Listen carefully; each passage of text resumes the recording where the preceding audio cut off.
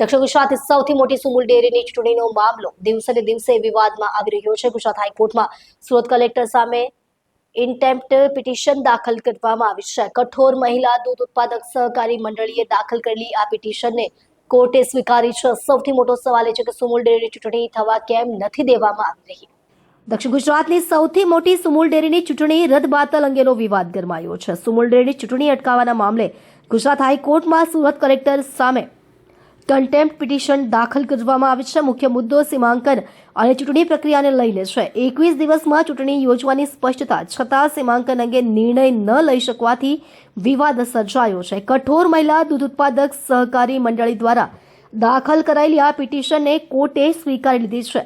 નિષ્ણાંતોના મતે આ ચૂંટણી વિવાદ આવનારા સમયમાં મોટો રાજકીય અને વહીવટી વિવાદ ઉભો કરી શકે છે।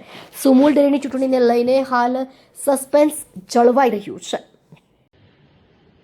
સુમુલ ડેરીની ચૂંટણી 12 ઓગસ્ટે પૂરી થતી હતી અને એના અનુસંધાનમાં રાજ્ય સરકાર તરફથી વહીવટદાર નિમાયા।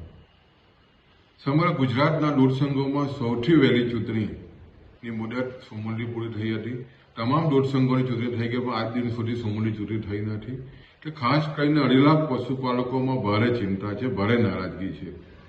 ખાસ કરીને જ્યાં 2.5 લાખ પશુપાલકોના હિતનો સવાલ હોય એનો વહીવટ સ્વાભાવિક છે, જ્યારે વહીવટદાર કરતા હોય ત્યારે ભારે નારાજગી છે। એટલે એના અનુસંધાનમાં ઘણી મંત્રીઓ હાઈકોર્ટ ગઈ હતી કે ચૂંટણી તાત્કાલિક થવી જોઈએ અને એના અનુસંધાનમાં નામદાર હાઈકોર્ટ તરફથી પશુપાલકો તરફથી ચુકાદો પણ આવ્યો અને 21 દિવસમાં જે રીતે બેઠકોની ફાળવણી કરીને કલેક્ટરશ્રીએ તાત્કાલિક ચૂંટણી કરાવવાની જે વાત હતી એમાં જે રીતે કલેક્ટરશ્રી તરફથી જે મુદતો લંબાવી રહી છે એને કારણે પશુપાલકોમાં ભારે નારાજગી છે અને એના અનુસંધાનમાં ફરી પાછા જે કલેક્ટરશ્રીએ ચૂંટણી નથી કરાવી એના અનુસંધાનમાં નામદાર હાઈકોર્ટમાં ગયા છે અને જે ખેડીને ખાસ કરીને 2.5 લાખ પશુપાલકોની સંસ્થા આજે તમે જો તો રામ ભરોસે છે અને જે નામદાર હાઈકોર્ટે પણ જે રીતે જજમેન્ટ આપ્યું છે કે તાત્કાલિક ચૂંટણી થવી જોઈએ, પણ કલેક્ટર જે રીતે ચૂંટણી નથી કરાવતા એને કારણે ખાસ કરીને પશુપાલકોમાં નારાજગી છે અને એના અનુસંધાનમાં